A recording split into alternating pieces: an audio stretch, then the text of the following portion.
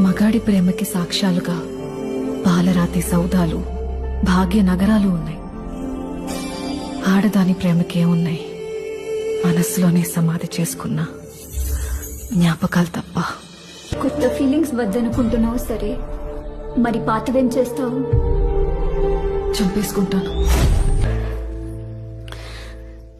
ఎవరి తుఫాన్లు వాళ్లకుంటాయి లోపల. కొందరు బయటపడతారు, ఇంకొందరు ఎప్పటికీ పడరు.